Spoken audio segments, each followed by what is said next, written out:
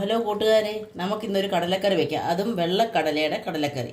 അത് ഞാൻ നല്ലപോലെ കഴുകിയിട്ടുണ്ട്. അത് കുക്കറിലേക്ക് ഇട്ട് നമുക്കൊന്ന് വേവിച്ചെടുക്കാം. ആദ്യം നമുക്കിതിന് വേവാൻ ആവശ്യത്തിനുള്ള വെള്ളം ചേർക്കാം. കൂടിപ്പോകാനും പാടില്ല, കുറയാനും പാടില്ല. ഒരു പരുവത്തിന്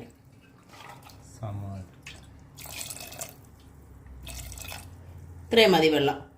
വേവാനും മാത്രമുള്ള വെള്ളം നമുക്ക് വെച്ച് വേവിക്കാം. ഉപ്പും മഞ്ഞളും ഇട്ട് വേവിക്കാം. കടല വേവാനുള്ളതിനകത്ത് സ്വല്പം മഞ്ഞപ്പൊടി ചേർക്കാം. പരുവത്തിന് ഉപ്പും ചേർക്കാം. കടല വേവാനുള്ള പരുവത്തിന് ഉപ്പ്, അങ്ങനെ വെളിച്ചെണ്ണ വേവാൻ വെച്ച് നമുക്കൊരു 4 വിസിൽ വരെ വെക്കാം. വെയിറ്റ് ചെയ്യാം. ചീനച്ചട്ടി വെച്ച് ചൂടാകാൻ വെച്ചിട്ടുണ്ട്. 200 ഗ്രാം ചെറിയ ഉള്ളി 4ആയിട്ട് കീറിയത്, പച്ചമുളക് 2 എണ്ണം, തേങ്ങക്കൊത്ത് 3 കീറ്, 4 വെളുത്തുള്ളി ചെറുതായിട്ട് അരിഞ്ഞത്, ഒരു തക്കാളിപ്പഴം ചെറിയ പീസായിട്ട് അരിഞ്ഞത്. ഇത്രയുമാണ് നമുക്കിത് വഴറ്റാനായിട്ട്. നമുക്ക് ചെറിയ ഉള്ളി ഇടാം. ഉള്ളി ഒന്ന് വഴണ്ട് പെട്ടെന്ന് വരാൻ വേണ്ടി നമുക്ക് ശകലം ഉപ്പിടണം. കാരണം നമ്മൾ കടലയ്ക്കകത്ത് ഉപ്പ് ചേർത്തിട്ടുണ്ട്. ഈ മസാലയ്ക്ക് ഒരു ഉപ്പിന് വേണ്ടി മാത്രം സ്വല്പം ഉപ്പ് ചേർക്കാം. ശകലം ഒന്ന് വഴണ്ടിട്ടുണ്ട്. നമുക്ക് പച്ചമുളക് 2 എണ്ണം ഇടാം. കൂടെ അതിൻ്റെ കൂടെ ഇടാം. വെളുത്തുള്ളി അരിഞ്ഞത് ഇട്ട് എല്ലാം കൂടി ചേർത്തൊന്ന് വഴറ്റാം. നമ്മൾ മഞ്ഞൾപ്പൊടി ഇട്ടിട്ടുണ്ട്, എന്നാലും ഇതിനൊരു സ്വല്പം മഞ്ഞൾപ്പൊടി ചേർക്കുക. ഉള്ളി വഴണ്ടിട്ടുണ്ട്. തക്കാളിപ്പഴം ചേർക്കാം. നമ്മുടെ കടല വെന്തിട്ടുണ്ട്. ഇതിൽ നിന്ന് ഞാൻ കുറച്ച് കടല പകർന്നു മാറ്റുകയാണ്. തണുക്കണം. ഇത് എന്തിനാണെന്നുള്ളത് നമുക്ക് പുറകാലം മനസ്സിലാവും. കുറച്ച് ഞാൻ മാറ്റി വയ്ക്കുകയാണ്. തണുക്കട്ടെ.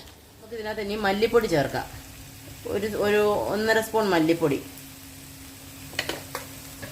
മുളക് പൊടി നമുക്ക് എരിവിനും ആവശ്യത്തിനും മതി. ഒരു സ്പൂൺ ചേർത്തിട്ടുണ്ട്. അതിൻ്റെ കൂടെ ശകലം കുരുമുളക് പൊടി ചേർത്ത് നമുക്ക് നല്ലപോലെ ഒന്ന് വഴറ്റാം. നമുക്കിതിലേക്ക് വെന്ത് വെച്ചിരിക്കുന്ന കടല ചേർക്കാം.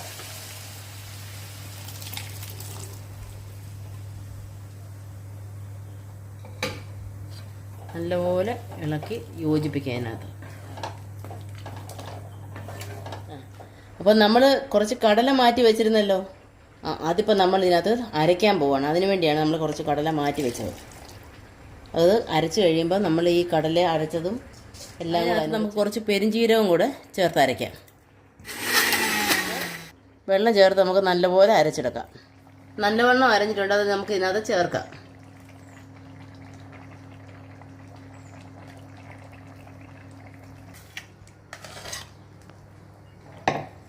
നമ്മൾ ചേർക്കുമ്പം ഗ്രേവിക്ക് തിക്നെസ്സും വരും, ടേസ്റ്റും കൂടും. കടലക്കറിക്ക് തിക്ക് ഗ്രേവി ആയിട്ടുണ്ട്.